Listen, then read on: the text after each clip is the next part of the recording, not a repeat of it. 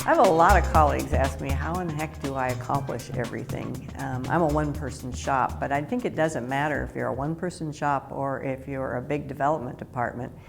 You got to have a plan. If you don't have an idea of your mission and your vision and what you're trying to accomplish with all of your activities and a plan for how you're going to get there, it is really hard to prioritize what I ought to be doing next. When you're looking at how do you prioritize all those things that come to your desk, the first question has to be, well, where are we going? What did we say we wanted to accomplish by this time?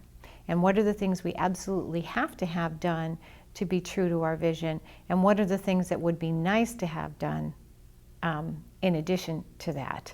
And I try and keep that plan right in front of me and I refer to it almost daily, so that I have a better idea of how I can get all this stuff accomplished, because there's an awful lot to do, especially when you think about the current economic climate and how so many departments are downsizing and they don't have as many people as they used to have, and yet the needs for services are increasing. So how can you accomplish it? How can you raise the money that you need to raise for your organization?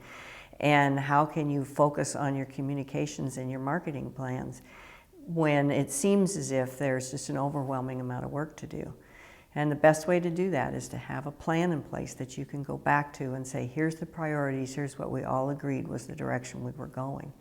And once you set your sight on where did we say we wanted to go, it becomes really clear what your priorities are.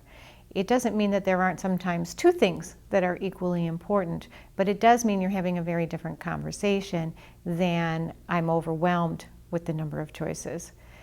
So often you have a volunteer who walks in and says, I have a really good idea.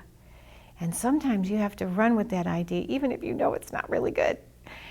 The problem, or the benefit of having a plan that is set on a vision is to say, you know, that's great. Let's take a look. Let's see where that fits in our overall plan. This is what we agreed we were going to do this year. And here's why we said we were going to do those things, because it's getting us closer and closer and closer. Help me understand where your idea fits into this plan that we've already agreed on. And if you can make a good case for it, then I think we can do it. Otherwise, let's put it on a parking lot of ideas to be considered in the future, should we decide to change our direction or to not do what we've already agreed upon. When we develop a plan in our organization, it involves everyone. So as we are putting together our budget, for example, for the next year, it starts with a planning process that goes back to our organization's overall strategic plan. And what are we going to accomplish in this next year?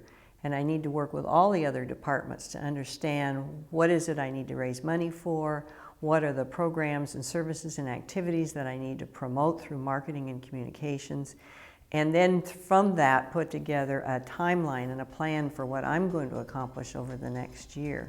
That then helps me figure out how much to put into the budget, so that by the time our fiscal year starts, I have a timeline for my activities as well as an understanding as how much money I can spend and how much money I have to raise and what my goals are.